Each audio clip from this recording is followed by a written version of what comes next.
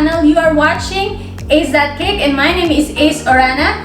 Today I wanted to show you how I made this insanely tasty, super delicious, I am not joking guys, it's really good, Keto Mini Cheesecake. You heard it right, it's keto all the way to the crust. I've made cheesecakes before but I had to use graham crackers on the crust. I stumbled upon nomnom.com which has a recipe for keto graham crust.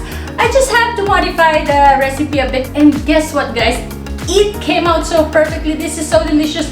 I'm telling you guys, you have to give this a try. So without further ado, let's get started!